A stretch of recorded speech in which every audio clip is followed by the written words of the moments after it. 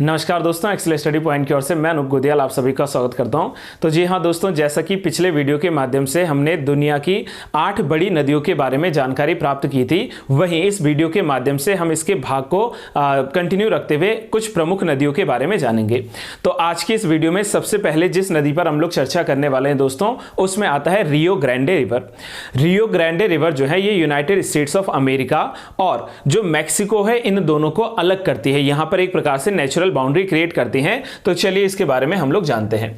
Rio Grande river जो है ये नदी अमेरिका और मैक्सिको के बीच में एक प्राकृतिक सीमा का निर्माण करती है और साथ ही रियो ग्रांडे नदी जो है ये संयुक्त राज्य अमेरिका में दक्षिण मध्य कोलोराडो जो है जगह जो है कोलोराडो यहां से शुरू होती है और अंततः मैक्सिको की खाड़ी में गल्फ ऑफ मैक्सिको जो है इस गल्फ ऑफ मैक्सिको में जा गिरती है।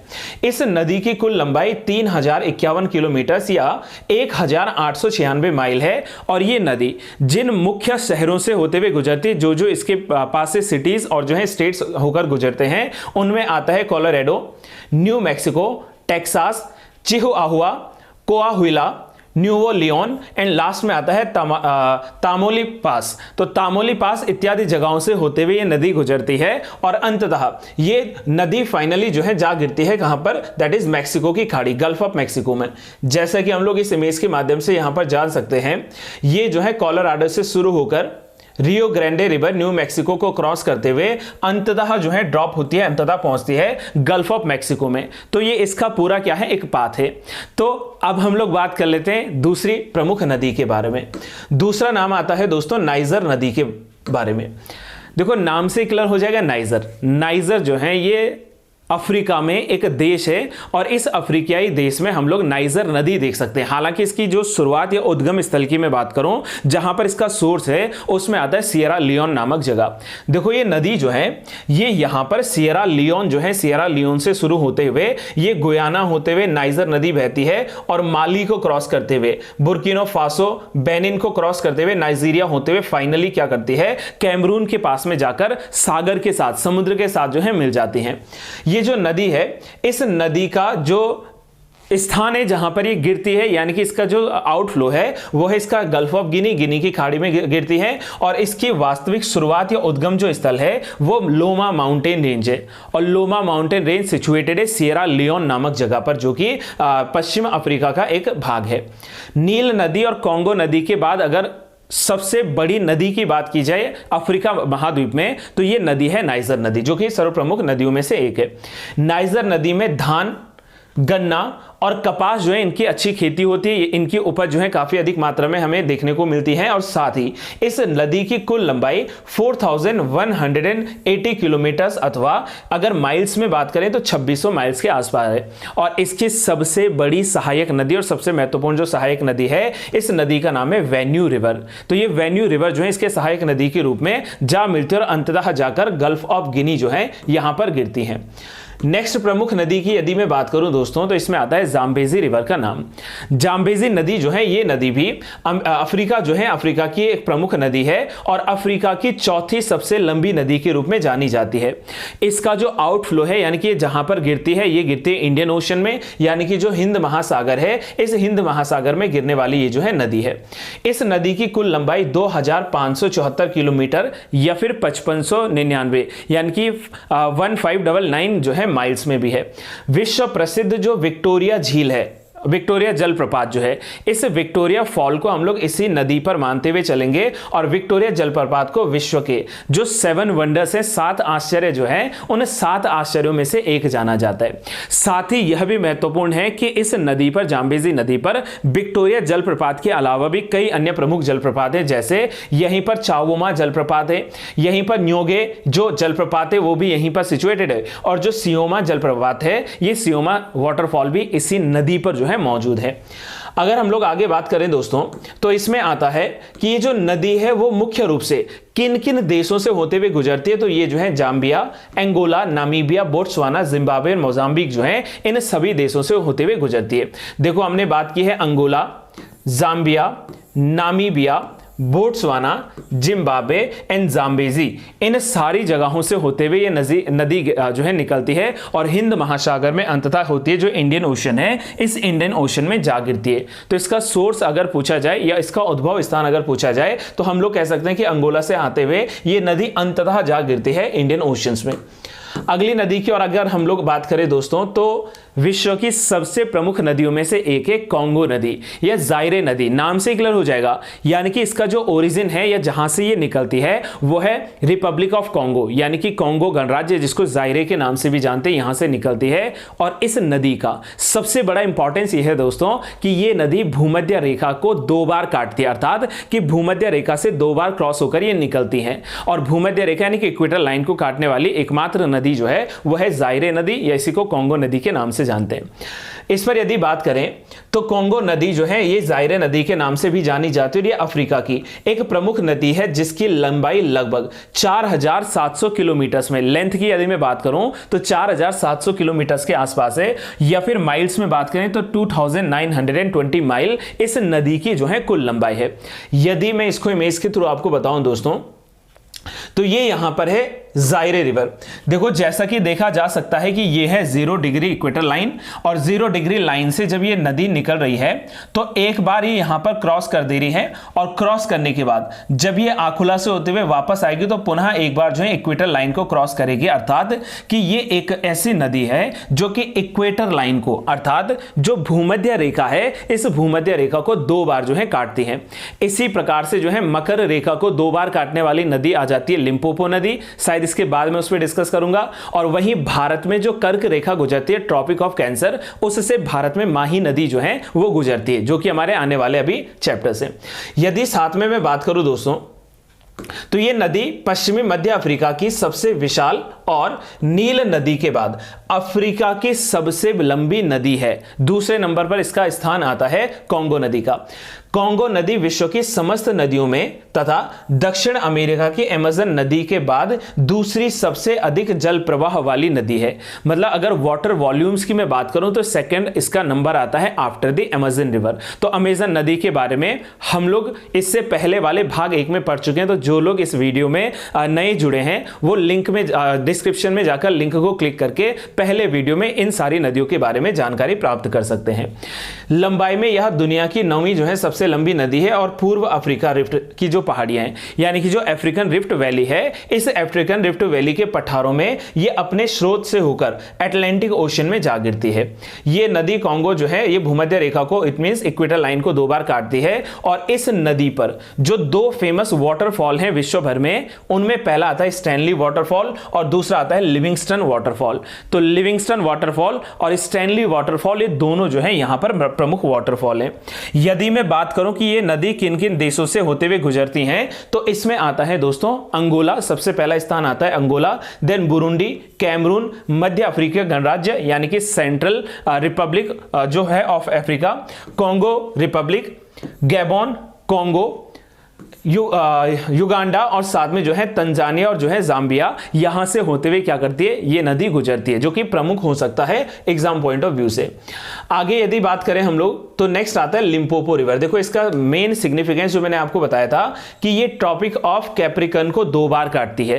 ट्रॉपिक ऑफ कैप्रिकन से लेट्स सपोज कि ये ट्रॉपिक ऑफ कैप्रिकन है, तो ये नदी भी जो है 2 बारी क्या करेगी, इस ट्रॉपिक ऑफ कैप्रिकन को, मकर रेखा को काटती है। ये नदी सिचुएटेड है दक्षिण मध्य अफ्रीका में, और इस नदी का हम लोग यदि उद्भव की बात करें कि ओरिजिन कहां से हुआ, तो जो हाई वेल्ड्स हैं, कहां के हाई वेल्ड्स, देखो बोत्सवाना और दक्षिण अफ्रीका की सीमा पर जो हाई वेल्ड है, हाई वेल्ड जो है, वेल्ड एक घास प्रजाति है, यानी कि ऊंची घास के जो ग्रास लैंड से जो घास भूमियां हैं उन्हीं को जो है हम लोग हाई बेल्ट्स के नाम से जान सकते हैं। तो यहां से निकलकर ये हिंद महासागर में जा मिलती है। इस नदी को घड़ियाल नदी भी कहते हैं क्योंकि यहां पर घड़ियाल की उपलब्धता अधिक पाई जाती है, और लंबाई के आधार पर अगर इसकी हम लोग बात करें तो ये 1027 माइल या फिर 1750 किलोमीटर लंबी नदी है। इससे जुड़े हुए जो देश है उसमें दक्षिण अफ्रीका, बोट्सवाना, जिम्बाब्वे और मोजाम्बिक जो है ये प्रमुखता से आते हैं। जैसा कि आप लोग इस इमेज के माध्यम से देख पा रहे होंगे कि ये नदी जो है, ये नदी बोट्सवाना में लिम्पोपो होते हुए फिर यहां पर साउथ अफ्रीका, जिम्बाब्वे, साथ में जो है मोजाम्बिक होते हुए इंडियन ओशन में जा गिरती है। आगे बढ़ते हैं दोस्तों, अगली नदी की बात की जाए। अगली आती है Mahi river. This is important. India जो है भारत में ये सिचुएटेड है माही नदी, और भारत में जैसे मैंने कहा कि ये माही नदी भारत की एकमात्र ऐसी नदी है जो कर्क रेखा को 2 बार काटती है। ट्रॉपिक ऑफ कैंसर को ये 2 बार कट करती है। और ये नदी वास्तव में है कहां पर, तो जो एमपी है मध्य प्रदेश, इसमें जो धार डिस्ट्रिक्ट है, इस धार डिस्ट्रिक्ट में एक जगह पड़ती है मिंडा, और मिंडा के पास में विंध्याचल जो है माउंटेन रेंज के क्या है, पहाड़ियां हैं, तो ये विंध्याचल पर्वत से शुरू होती है।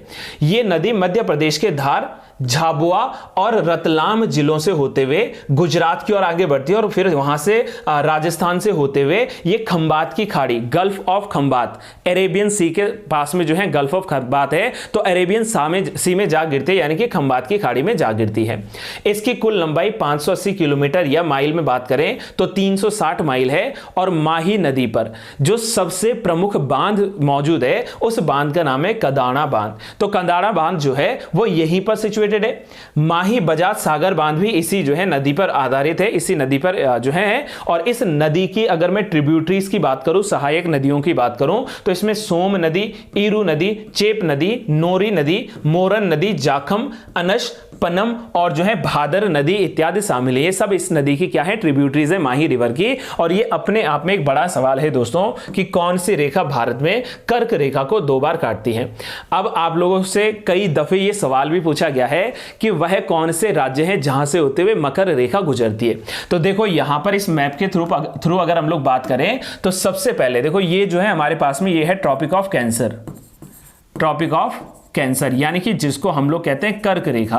तो कर्क रेखा जो है भारत में गुजरती है सबसे पहले गुजरात से होते हुए ये जाती है राजस्थान के बाद मध्य प्रदेश होते हुए फिर ये छत्तीसगढ़ से बाउंड्री टच करते हुए झारखंड में पहुंचती है। झारखंड के बाद वेस्ट बंगाल जाती है, वेस्ट बंगाल से आगे बढ़ते हुए ये त्रिपुरा को टच करती है, और त्रिपुरा के साथ में जो है ये मिजोरम जो है, इस मिजोरम से होते हुए भी ये गुजरती है। तो ये इस प्रकार से हम लोग यहां पर देख सकते हैं कि जो कर्क रेखा है ये भारत के अलग अलग राज्यों से होते हुए गुजरती है।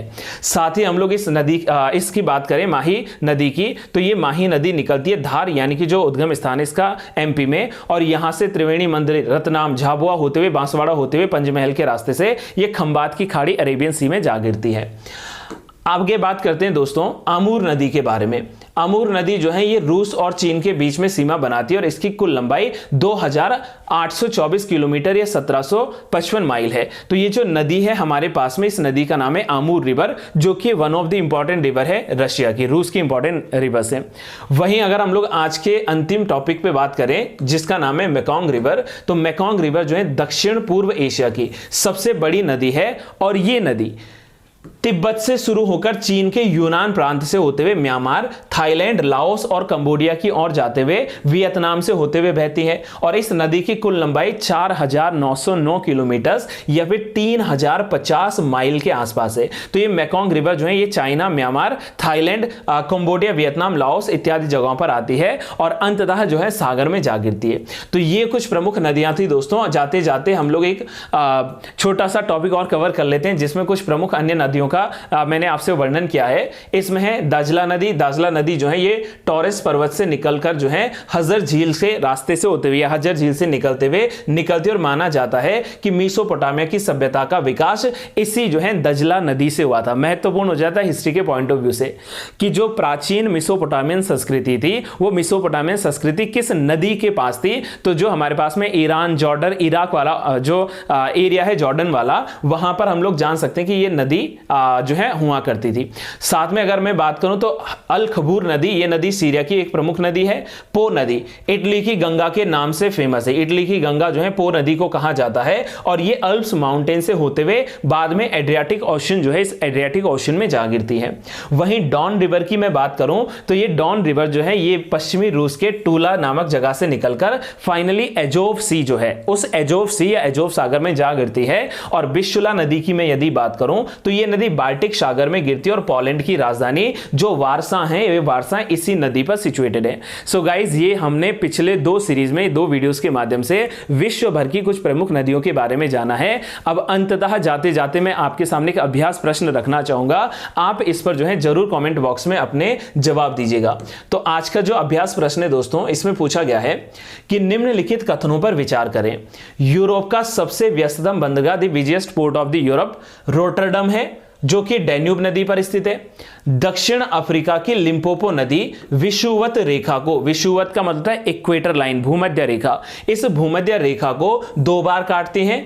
सेंट लॉरेंस नदी को कोयला नदी या कोल रिवर के नाम से भी जाना जाता है। इन सभी उपरोक्त कथनों में से कौन सा या कौन से कथन सत्य हैं या सत्य हैं? ऑप्शन है आपके पास केवल 1, केवल 2 और 3, 1, 2 और 3, या फिर उपरोक्त में से कोई नहीं। तो आप अपना जवाब जरूर कमेंट बॉक्स में दीजिए। और आज के लिए यही सारी बातें दोस्तों, मैं उम्मीद करूंगा कि आपको वीडियो समझ में आई होगी। और अगर आपको वीडियो समझ में आती है तो वीडियो को लाइक जरूर करें, अपने दोस्तों के साथ शेयर जरूर करें, और अगर आप चैनल से नहीं जुड़े हैं तो चैनल को सब्सक्राइब करना ना भूलें। Till then, have a good day to all. Thank you so much.